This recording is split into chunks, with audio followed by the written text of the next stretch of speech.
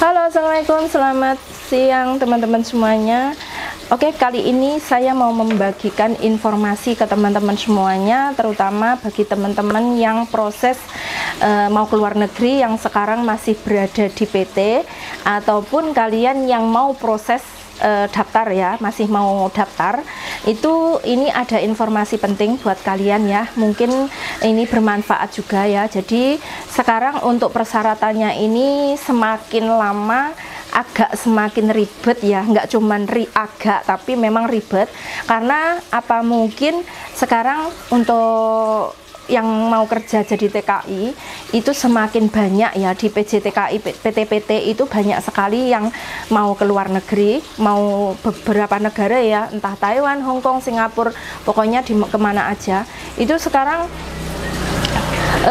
saking banyaknya orang, jadi dari peraturan dari mungkin Dinas Ketenagakerjaan atau dari pihak TETO atau dari Taiwan sana itu memberikan peraturan yang mungkin sangat menyulitkan TKI ya. Sebenarnya kalau kita tahu, kita paham, itu sebenarnya tidak sulit ya, karena negara Indonesia ya, jadi Indonesia itu pemerintahan Indonesia terutama Ketenagakerjaan itu mau mengupgrade ya, mau memperbaiki peraturan atau mungkin apa ya, cara-cara untuk mendaftar ke luar negeri. Nah sekarang ini sebelum ID itu ada persyaratannya, diantaranya ya. Jadi teman-teman kalau misalnya sudah mau daftar, sudah medical fit, kemudian itu daftar terus medical fit, kemudian masuk ke PT. Nah itu berlaku bagi yang ex Taiwan maupun non ex, yang sudah pernah keluar negeri maupun yang belum keluar negeri.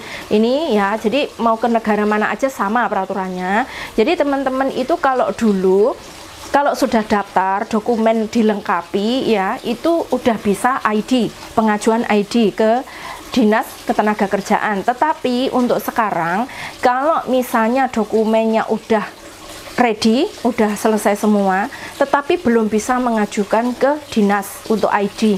Jadi sekarang ini agak ribetnya di sini ya. Kalian mungkin ditampung dulu beberapa bulan, beberapa minggu atau mungkin ya bulan ya, untuk belajar bahasa dulu. Ini bagi yang pemula ya, belum pernah keluar negeri, mungkin diajari bahasa dulu. Di sini mungkin kalian akan mengenal bahasa asing di Kantonis atau Mandarin atau Inggris ya.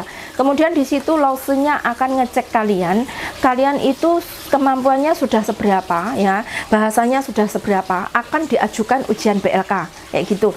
Jadi kalau dulu ID dulu, kemudian sekolah ya, sekolah bahasa, kemudian ujian BLK. Kalau sekolahnya udah lancar itu diajukan ujian BLK, tapi sekarang enggak. Jadi sekarang ini ujian BLK dulu. Nah teman-teman kalau mungkin udah itu sebenarnya nggak keberatan karena bahasanya kalian sudah tahu, tapi yang keberatan mungkin bagi pemula ya. Kalau 1 bulan kalian daya ingat atau mungkin pengetahuannya lebih luas, lebih tinggi, itu 1 bulan mungkin bahasa kalian udah agak-agak bisa, itu mungkin trainernya, gurunya akan mengajukan kalian ujian BLK. Tetapi kalau nggak bisa ya nggak bisa, jadi harus bertahan dulu.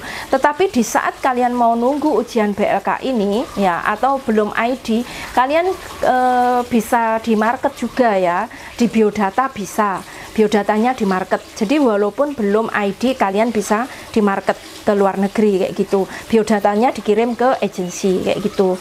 Nah kalau sudah ujian BLK, kalian ngurus BPJS. Jadi sekarang ada peraturan harus ngurus BPJS kesehatan ya, bukan yang TKI dulu. Jadi yang sebelum ID itu ada BPJS kesehatan, BPJS umum, kayak orang misalnya setiap bulan harus bayar BPJS berapa kayak gitu. Jadi kalian harus daftar dulu.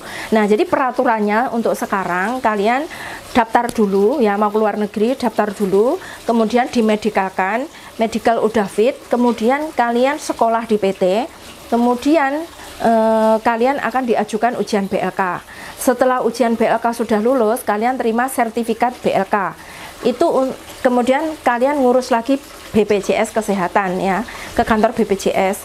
Nah, persyaratan ini semuanya boleh kalau sudah kalian baru akan daftar aplikasi. Jadi kalian akan mendownload aplikasi yang namanya Siap Kerja kayak gitu. Di sini nanti kalian akan diajari oleh pihak PT ya.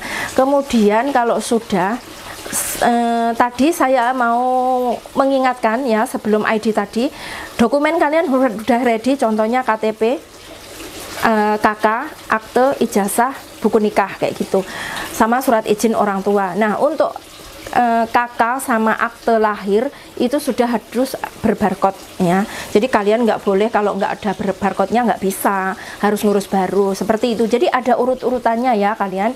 Mungkin tadi saya jelasinnya seperti itu. Jadi ada urut-urutannya. Jadi beda jauh. Nah, ini untuk supaya mengamankan dokumen juga, dan supaya kalian itu tidak dibohongi sama mungkin PJTKI atau mungkin perusahaan yang memproses kalian ke luar negeri kayak gitu. Jadi semua dokumen itu sekarang ditata dengan rapi ya, harus berbarcode, kemudian harus daftar di Siap Kerja lewat aplikasi. Jadi kalau kalian mau jadi TKI, usahakan minimal punya HP Android ya, punya HP Android yang bisa untuk mendownload atau mengirimkan data-data Anda kayak gitu.